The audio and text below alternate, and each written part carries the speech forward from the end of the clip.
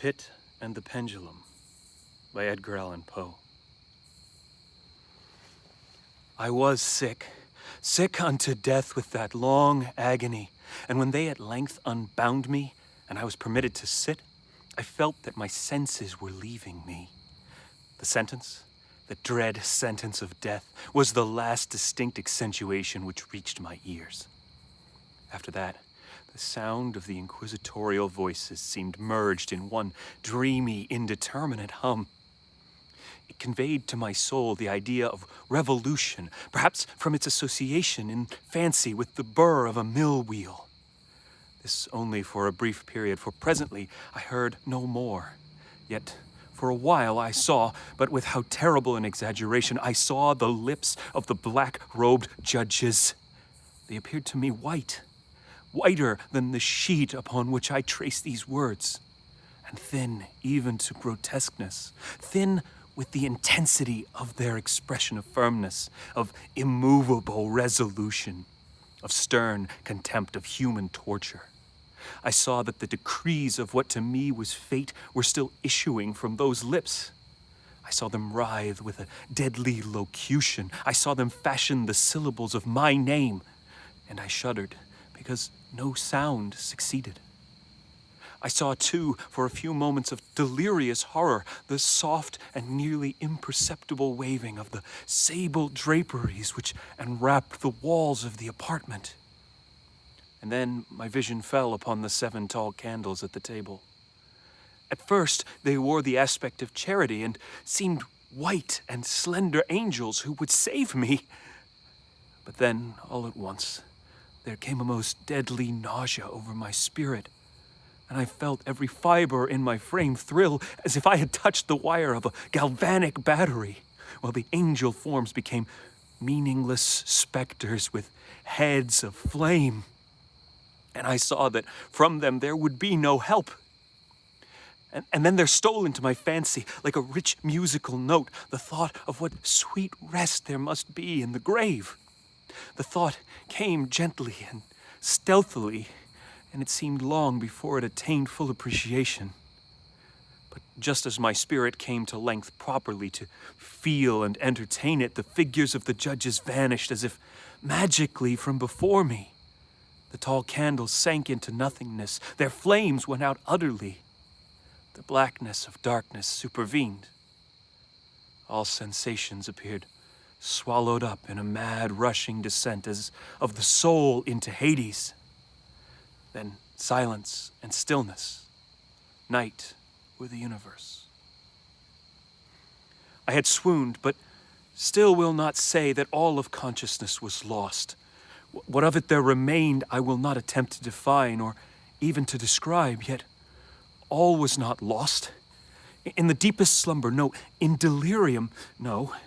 In a swoon, no. In death, no.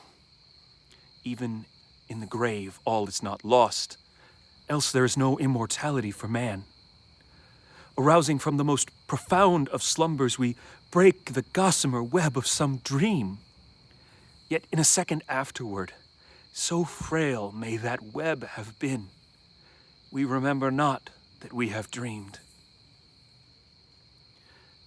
In the return to life from the swoon, there are 2 stages. First, that of the sense of mental or spiritual. Secondly, that of the sense of physical existence. It seems probable that if, upon reaching the second stage, we could recall the impressions of the first, we should find these impressions eloquent in memories of the gulf beyond. And that gulf is what? How, at least, shall we distinguish its shadows from those of the tomb? But if the impressions of what I have termed the first stage are not at will recalled, yet, after long interval, do they not come unbidden, while we marvel whence they came? He who has never swooned is not he who finds strange places and wildly familiar faces in coals that glow, Is not he who beholds floating in mid-air the sad visions that the many may not view? Is not he who ponders over the perfume of some novel flower? Is not he whose brain grows bewildered with the meaning of some musical cadence which has never before arrested his attention?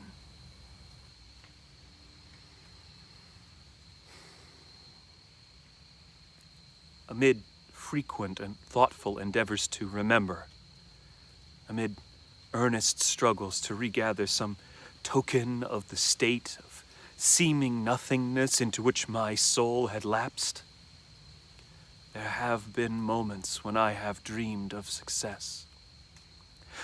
There have been brief, very brief periods when I have conjured up remembrances which the lucid reason of a later epoch assures me could have had reference only to that condition of seeming unconsciousness. These shadows of memory tell indistinctly of tall figures that lifted and bore me in silence down, still down, till a hideous dizziness oppressed me at the mere idea of the interminableness of the descent. They tell also of a vague horror at my heart, on account of that heart's unnatural stillness. Then comes a sudden motionlessness throughout all things, as if those who bore me, a ghastly train, had outrun in their descent the limits of the limitless, and paused from the wearisomeness of their toil. After this, I call to mind flatness and dampness, and then all is madness, the madness of a memory which busies itself among forbidden things. Very suddenly there came back to my soul motion and sound, the tumultuous motion of the heart, and in my ears the sound of its beating. Then a pause in which all is blank. Then again sound and motion and touch, a tingling sensation pervading my frame. Then the mere consciousness of existence without thought, a condition which lasted long. Then, very suddenly, thought and shuddering terror, an earnest endeavor to comprehend my true state. Then a strong desire to lapse into insensibility. Then a rushing revival of soul and a successful effort to move. And now, a full memory of the trial, of the judges, of the sable draperies, the sentence, of the sickness, of the swoon.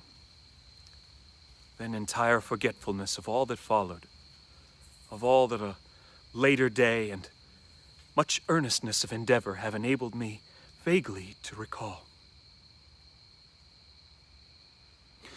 So far, I had not opened my eyes.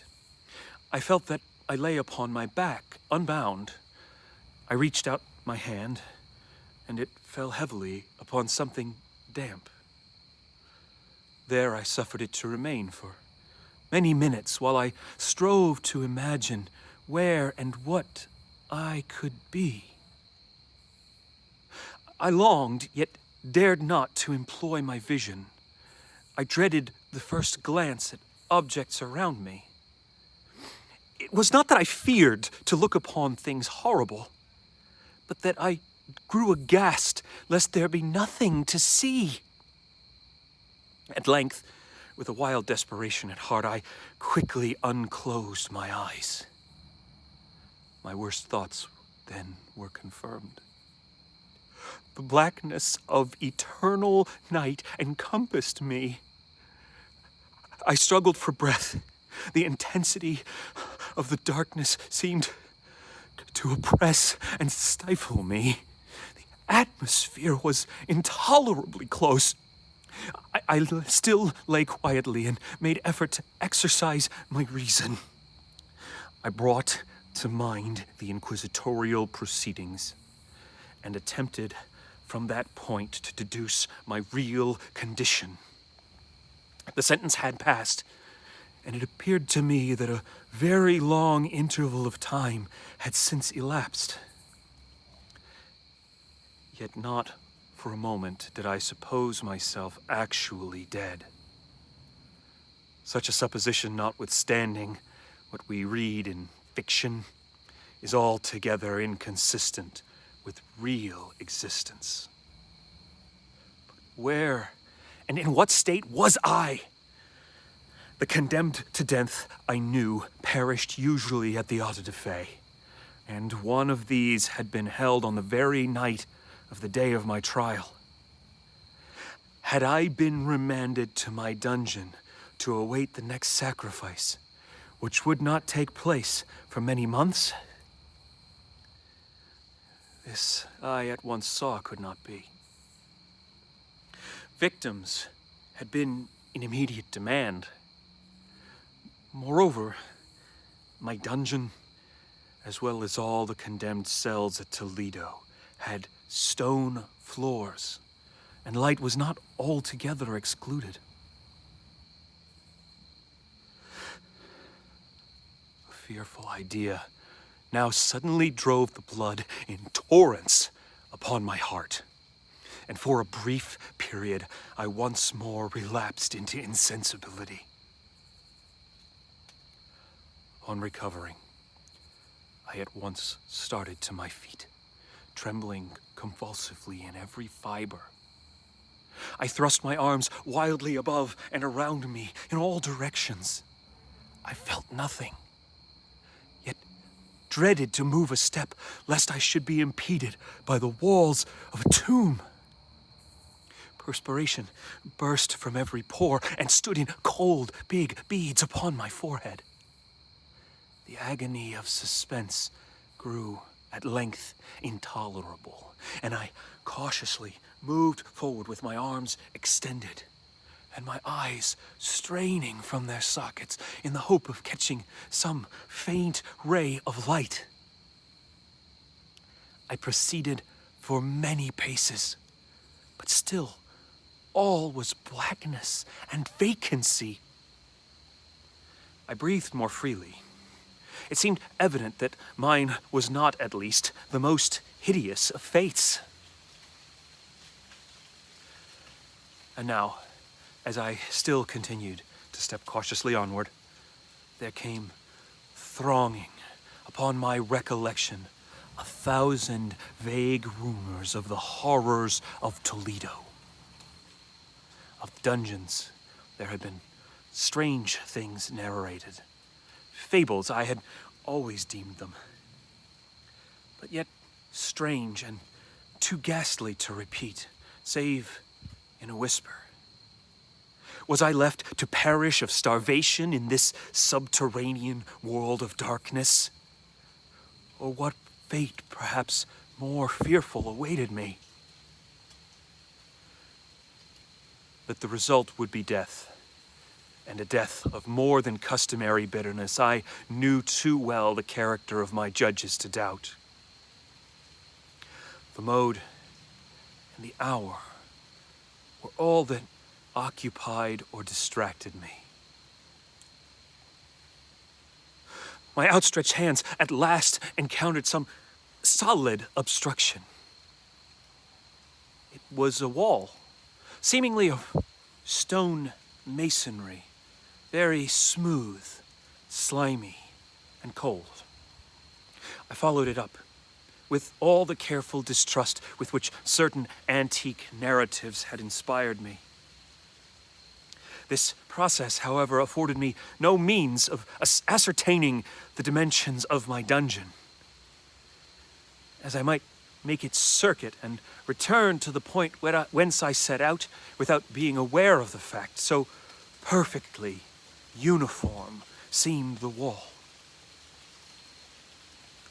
I therefore sought the knife which had been in my pocket when led into the inquisitorial chamber.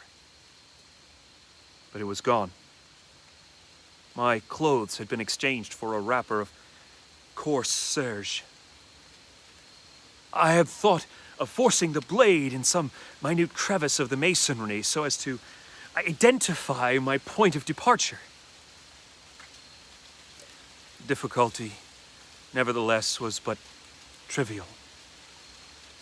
Although, in the disorder of my fancy, it seemed at first insuperable. I tore a part of the hem from the robe and placed the fragment at full length and at right angles to the wall. In groping my way around the prison, I could not fail to encounter this rag upon completing the circuit. So, at least I thought. But I had not counted upon the extent of the dungeon, or upon my own weakness. The ground was moist and slippery. I staggered onward for some time when I stumbled and fell. My excessive fatigue induced me to remain prostrate. Sleep soon overtook me as I lay. Upon awakening and stretching forth an arm, I found beside me a loaf and a pitcher with water. I was too much exhausted to reflect upon this circumstance, but ate and drank with avidity. Shortly afterward, I resumed my tour around the prison, and with much toil, came at last upon the fragment of the serge. Up to the period when I fell, I had counted 52 paces, and upon resuming my walk, I had counted 48 more when I arrived at the rag. They were in all, then, 100 paces, and admitting 2 paces to the yard, I presumed the dungeon to be 50 yards in circuit. I had met, however, with many angles in the wall, and thus I could form no guess at the shape of the vault, for vault I could not help supposing it to be.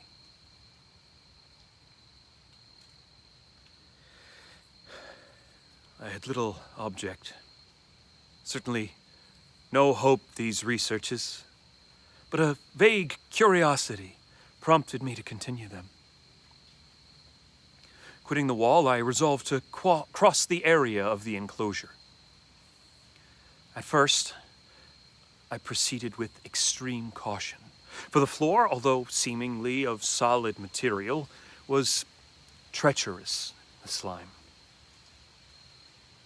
At length, however, I took courage and did not hesitate to step firmly, endeavoring to cross in as direct a line as possible.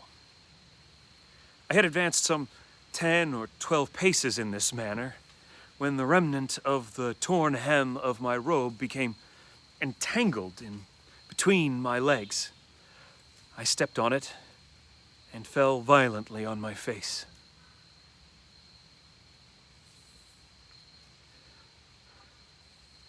In the confusion attending my fall, I did not immediately apprehend a somewhat startling circumstance, which yet, in a few seconds afterward, and while I lay prostrate, arrested my attention. It was this. My chin rested upon the floor of the prison, but my lips in the upper portion of my head, although seemingly at a less elevation than the chin, touched nothing. At the same time, my forehead seemed bathed in a clammy vapor, and the peculiar smell of decayed fungus arose to my nostrils.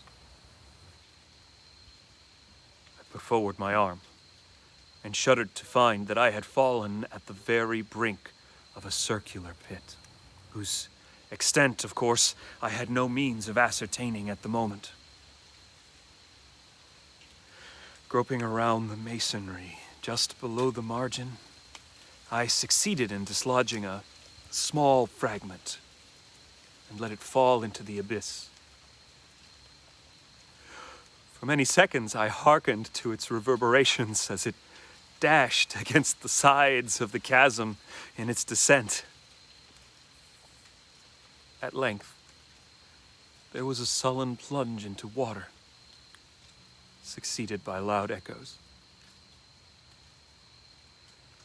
At the same moment, there came a sound resembling the quick opening and as rapid closing of a door overhead, while a faint gleam of light flashed suddenly through the gloom and as suddenly faded away.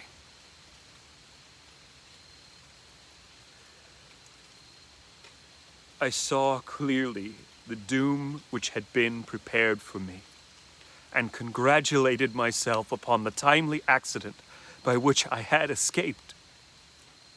Another step before my fall, and the world had seen me no more. And the death just avoided was of that very character which I regarded as fabulous and frivolous in the tales respecting the Inquisition.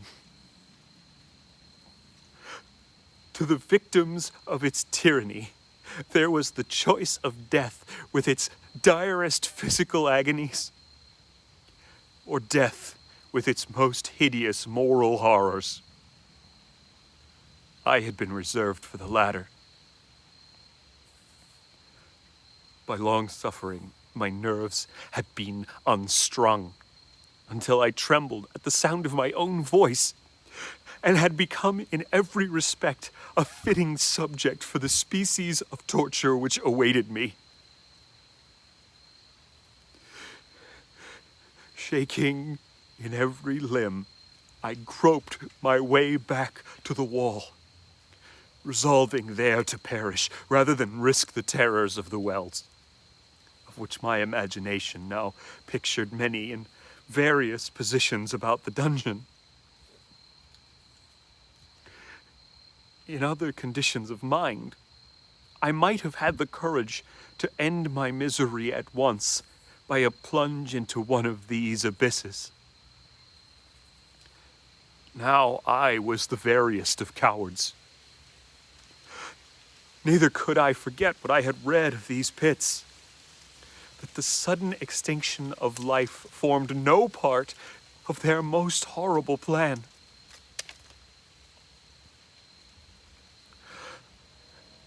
Agitation of spirit kept me awake for many long hours. But at length, again, I slumbered. Upon arousing, I found by my side as before a loaf and a pitcher of water. A burning thirst consumed me, and I emptied the vessel at a draught. It must have been drugged, for scarcely had I drunk before I became irresistibly drowsy. A deep sleep fell upon me, a sleep like that of death. How long it lasted, of course, I know not. But when once again I unclosed my eyes, the objects around me were visible by a wild, sulphurous luster, the origin I could not determine. I was enabled to see the extent and aspect of the prison. In its size, I had been greatly mistaken. The whole circuit of its walls did not exceed 25 yards. For some minutes, this fact occasioned me a world of vain trouble. Vain indeed, for what could be of less importance under the terrible circumstances which environed me then, the mere dimensions of my dungeon. My soul took a wild interest in trifles, and I busied myself in endeavors to account for the error. I had committed in my measurement. The truth at length flashed upon me. In my first attempt at exploration, I had counted 52 paces up to the period when I fell. I must then have been within a pace or two of the fragment of Serge. In fact, had nearly performed the circuit of the vault. I then slept, and upon awakening, I must have returned upon my steps, thus supposing the circuit nearly double what it actually was. My confusion of mind prevented me from observing that I began my tour with the wall to the left and ended it with the wall to the right.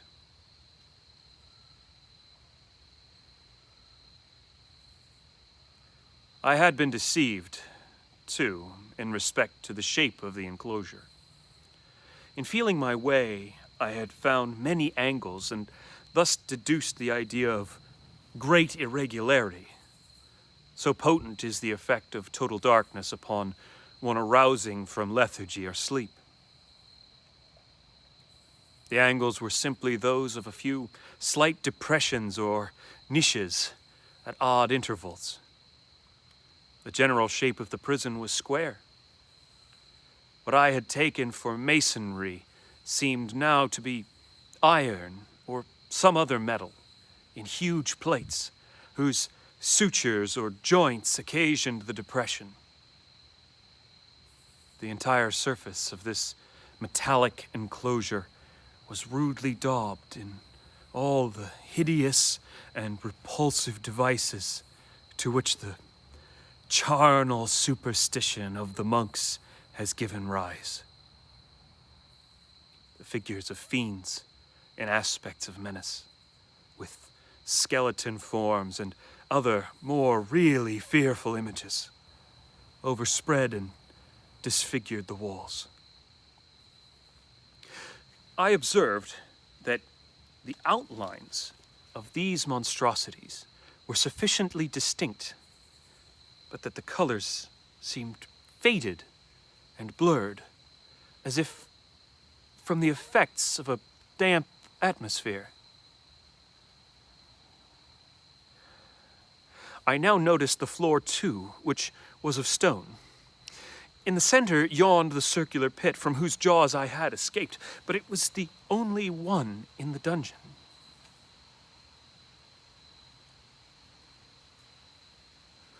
All this I saw indistinctly, and by much effort, for my personal condition had been greatly changed during slumber. I now lay upon my back, and at full length on a species of low framework of wood. To this I was securely bound by a long strap resembling a surcingle. It passed in many convolutions about my limbs and body, leaving at liberty only my head and my left arm, to such extent that I could, by dint of much exertion, supply myself with food from an earthen dish which lay by my side on the floor. I saw, to my horror, that the pitcher had been removed. I say to my horror, for I was consumed with intolerable thirst. This thirst, it appeared to be the design of my persecutors to stimulate, for the food in the dish was meat pungently seasoned. Looking upward, I surveyed the ceiling of my prison. It was some 30 or 40 feet overhead, and constructed much as the side walls. In one of its panels, a very singular figure riveted my whole attention. It was the painted figure of Time, as he is commonly represented, save that, in lieu of a scythe, he held what at a casual glance I supposed to be the pictured image of a huge pendulum, such as we see on antique clocks. There was something, however, in the appearance of this machine which caused me to regard it more attentively. While I gazed directly upward at it, for its position was immediately over my own. I fancied that I saw it in motion. In an instant afterwards, the fancy was confirmed. Its sweep was brief and, of course, slow. I watched it for some minutes, somewhat in fear, but more in wonder. Wearied at length with observing its dull movement, I turned my eyes upon the other objects in the cell. A slight noise attracted my notice, and looking to the floor, I saw several enormous rats traversing it. They had issued from the well, which lay just within view to my right. Even then, while I gazed, they came up in troops, hurriedly, with ravenous eyes, allured by the scent of meat. From this, it required much effort and attention to scare them away. It might have been half an hour, perhaps even an hour, for I could take but imperfect note of time, before I again cast my eyes upward. What I then saw confounded and amazed me. The sweep of the pendulum had increased in extent by nearly a yard. As a natural consequence, its velocity was also much greater. But what mainly disturbed me was the idea that had perceptibly descended. I now observed, with what horror it is needless to say, that its nether extremity was formed of a crescent of glittering steel about a foot in length from horn to horn. The horns upward, and the under edge evidently as keen as that of a razor. Like a razor also, it seemed massy and heavy, tapering from the edge into a solid and broad structure above. It was appended to a weighty rod of brass, and the whole hissed as it swung through the air. I could no longer doubt the doom prepared for me by monkish ingenuity and torture. My cognizance of the pit had become known to the inquisitorial agents. The pit whose horrors had been destined for so bold a recusant as myself. The pit, typical of hell, and regarded as rumor of the Ultima Thule of all their punishments. The plunge into this pit I had avoided by the merest of accidents. I knew that surprise or entrapment into torment formed an important portion of all the grotesquerie of these dungeon deaths. Having failed to fall, it was no part of the demon plan to hurl me into the abyss. And thus, there being no alternative, a different and a milder destruction awaited me. Milder. I have smiled in my agony as I thought of such application of such a term. What boots it to tell of the long, long hours of horror, more than mortal, during which I counted the rushing vibrations of the steel. Inch by inch, line by line, with a descent only appreciable at intervals that seemed ages. Down and still down it came. Days passed. It might have been that many days passed ere it swept so closely over me as to fan me with its acrid breath. The odor of the sharp steel forced itself into my nostrils. I prayed. I wearied heaven with my prayer for its more speedy descent. I grew frantically mad and struggled to force myself upward against the sweep of the fearful scimitar. And then I fell, suddenly calm, and lay smiling at the glittering death as a child at some rare bauble. There was another interval of utter insensibility.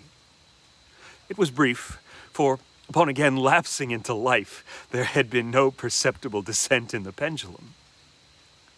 But it might have been long, for I knew there were demons who took note of my swoon and who could have arrested the vibration at my pleasure. Upon my recovery, too, I felt very, inexpressibly sick and weak, as if through long inanition. Even amid the agonies of that period, the human nature craved food. With painful effort, I outstretched my left arm as far as my bonds permitted, and took possession of the small remnant which had been spared me by the rats. As I put a portion of it within my lips, there rushed to my mind a half-formed thought of joy, of hope. Yet what business had I with hope? It was, as I say, a half-formed thought. Man has many such which are never completed. I felt that it was of joy, of hope, but felt also that it had perished in its formation. In vain I struggled to perfect, to regain it. Long suffering had nearly annihilated all my ordinary powers of mind. I was an imbecile, an idiot. The vibration of the pendulum was at right angles to my length. I saw that the crescent was designed to cross the region of the heart. It would fray the serge of my robe. It would return and repeat its operations again and again. Notwithstanding terrifically wide sweep, some 30 feet or more, and the hissing vigor of its descent, sufficient to sunder these very walls of iron. Still, the fraying of my robe would be all that, for several minutes, it would accomplish. And at this thought I paused. I dared not go farther than this reflection. I dwelt upon it with a pertinacity of attention, as if in so dwelling I could arrest here the descent of the steel. I forced myself to ponder upon the sound of the crescent as it should pass across the garment, upon the peculiar, thrilling sensation which the friction of cloth produces on the nerves. I pondered upon all this frivolity until my teeth were on edge. Down, steadily down it crept. I took a frenzied pleasure in contrasting its downward with its lateral velocity, to the right, to the left, far and wide with the shriek of a damned spirit, to my heart with the stealthy pace of a tiger. I alternately laughed and howled as the one or the other idea grew predominant. Down, certainly, relentlessly down, it vibrated within 3 inches of my bosom. I struggled violently, furiously to free my left arm. This was free only from the elbow to the hand. I could reach the ladder from the platter beside me to my mouth with great effort, but no farther. Could I have broken the fastenings above the elbow, I would have seized and attempted to arrest the pendulum. I might as well have attempted to arrest an avalanche.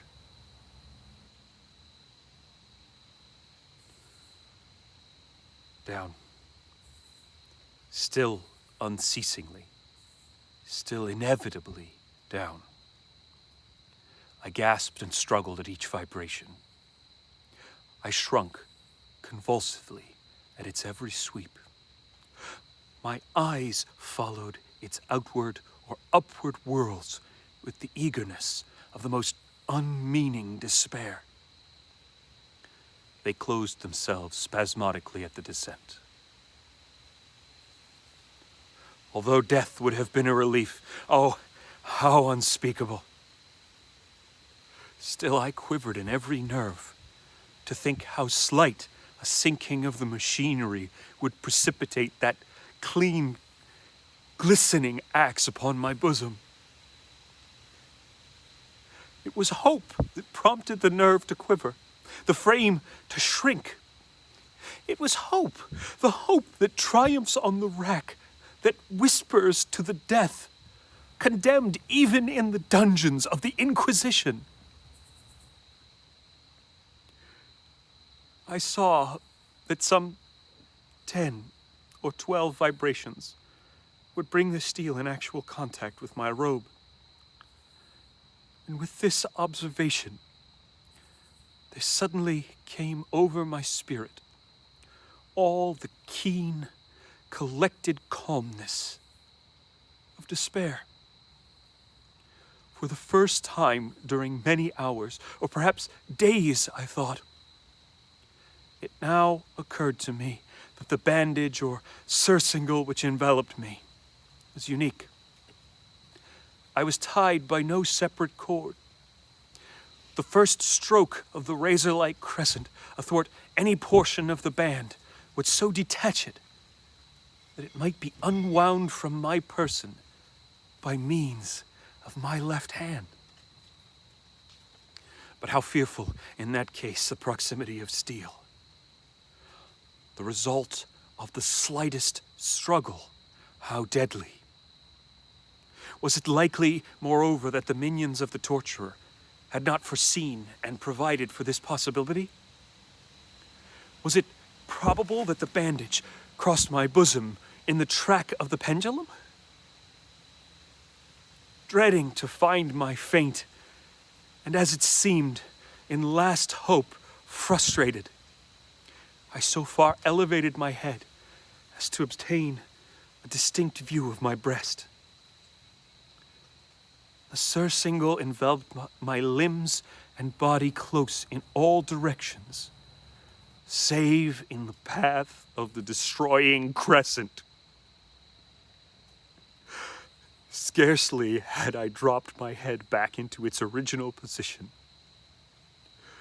when there flashed upon my mind what I cannot better describe than as the unformed half of that idea of deliverance to which I have previously alluded, and of which a moiety only floated indeterminately through my brain when I raised food to my burning lips. The whole thought was now present, feeble, scarcely sane, scarcely definite, but still entire. I proceeded at once with the nervous energy of despair to attempt its execution. For many hours, the immediate vicinity of the low framework upon which I lay had been literally swarming with rats. They were wild, bold, ravenous, their red eyes glaring upon me as if they waited but for motionless on my part to make me their prey. To what food, I thought, have they been accustomed in the well? They had devoured, in spite of all my efforts to prevent them, all but a small remnant of the contents of the dish. I had fallen into a habitual seesaw or wave of the hand about the platter, and at length the unconscious uniformity of the movement deprived it of effect. In their voracity, the vermin frequently fastened their sharp fangs in my fingers. with the particles of the oily and spicy viand which now remained. I thoroughly rubbed the bandage wherever I could reach it. Then, raising my hand from the floor, I lay breathlessly still.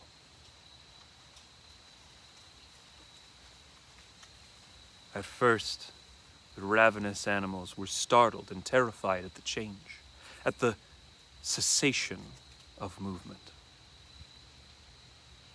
They shrank alarmedly back. Many sought the well. But this was only for a moment. I had not counted in vain upon their voracity. Observing that I remained without motion, one or two of the boldest leaped upon the framework and smelt at the surcingle. This seemed the signal for a general rush. Forth from the well they hurried in fresh troops. They clung to the wood. They overran it and leaped in hundreds upon my person. The measured movement of the pendulum disturbed them not at all. Avoiding its strokes, they busied themselves with the anointed bandage.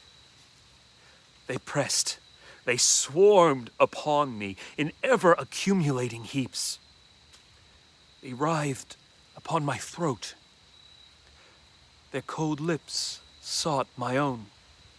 I was half stifled by their thronging pressure. Disgust, for which the world has no name, swelled my bosom, and chilled with a heavy clamminess my heart. Yet, 1 minute, and I felt that the struggle would be over. Plainly, I perceived the loosening of the bandage. I knew that in more than one place it must be already severed. With a more than human resolution, I lay still. Nor had I erred in my calculations, nor had I endured in vain. I at length felt that I was free. The surcingle hung in ribbons from my body, but the stroke of the pendulum already pressed upon my bosom. It had divided the serge of the robe. It had cut through the linen beneath.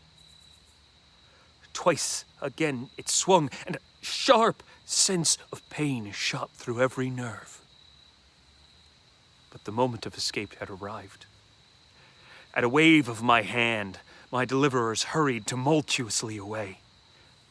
With a steady movement, cautious, sidelong, shrinking, and slow, I slid from the embrace of the bandage and beyond the reach of the scimitar.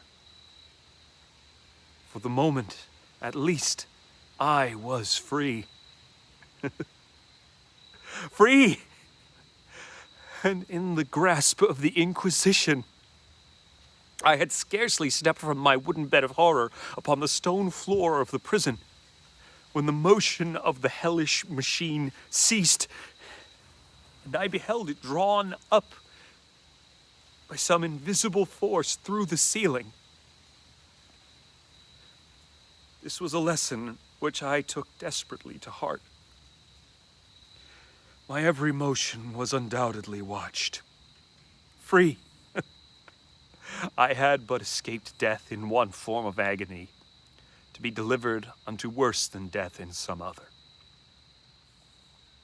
With that thought, I rolled my eyes nervously around on the barriers of iron that hemmed me in. Something unusual, which at first I could not appreciate distinctly. It was obvious, had taken place in the apartment.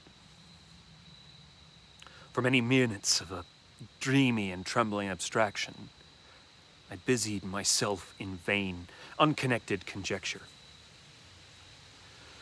During this period, I became aware for the first time of the origin of the sulphurous light which illumined the cell.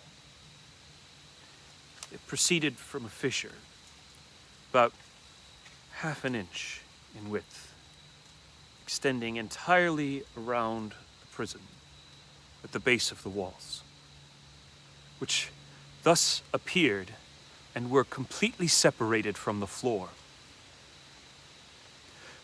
I endeavored, but of course in vain, to look through the aperture. As I arose from the attempt, the mystery of the alteration of the chamber broke at once upon my understanding. I have observed that, although the outlines of the figures upon the walls were sufficiently distinct, yet the colors seemed blurred and indefinite. These colors had now assumed, and were momentarily assuming, a startling and most intense brilliancy that gave to the spectral and fiendish portraitures an aspect that might have thrilled even firmer nerves than my own. Demon eyes of a wild and ghastly vivacity glared upon me in 1,000 directions where none had been visible before, and gleamed with the lurid luster of a fire that I could not force my imagination to regard as unreal. Unreal. Even while I breathed, there came to my nostrils the breath of the vapor of heated iron. A suffocating odor pervaded the prison. A deeper glow settled each moment in the eyes that glared at my agonies. A richer tint of crimson diffused itself over the pictured horrors of blood. I panted. I gasped for breath. There could be no doubt of the design of my tormentors. Oh, most unrelenting. Oh, most demoniac of men. I shrank from the glowing metal to the center of the cell. Amid the thought of fiery destruction that impended, the idea of the coolness of the well came over my soul like a balm. I rushed to its deadly brink. I threw my straining vision below. The glare from the enkindled roof illumined its most inner recesses. Yet for a wild moment did my spirit refuse to comprehend the meaning of what I saw. At length it wrestled its way into my soul. It burned itself upon my shuddering reason. Oh, for a voice to speak! Oh, horror! Oh, any horror but this!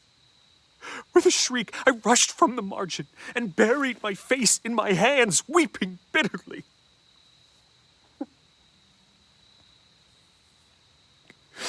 The heat rapidly increased, and once again I looked up, shuddering as with a fit of the ague.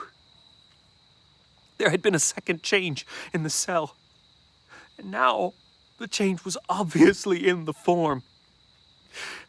As before, it was in vain that I at first endeavored to appreciate or understand what was taking place. But not long was I left in doubt. The inquisitorial vengeance had been hurried by my twofold escape. And there was to be no more dallying with the King of Terrors. The room had been square. I saw that 2 of its iron angles were now acute, 2 consequently obtuse. The fearful difference quickly increased with a low rumbling or moaning sound. In an instant, the apartment had shifted its form into that of a lozenge. But the alteration stopped not here. I neither hoped nor desired it to stop. I could have clasped the red walls to my bosom as a garment of eternal peace. Death, I said, any death but that of the pit. Fool! Might I have not known that into the pit it was the object of the burning iron to urge me. Could I resist its glow? Or, if even that, could I withstand its pressure? And now, flatter and flatter grew the lozenge, with a rapidity that left me no time for contemplation. Its center, and of course its greatest width, came just over the yawning gulf. I shrank back, but the closing walls pressed me resistlessly onward. At length, for my seared and writhing body, there was no longer an inch of foothold on the firm floor of the prison. I struggled no more. But the agony of my soul found vent in one long and final scream of despair. I felt that I tottered upon the brink. I averted my eyes. There was a discordant hum of human voices. There was a loud blast as of many trumpets. There was a harsh grating as of 1,000 thunders. The fiery walls rushed back. An outstretched arm caught my own as I fell, fainting, into the abyss. It was that of General LaSalle. The French army had entered Toledo. The Inquisition was in the hands of its enemies.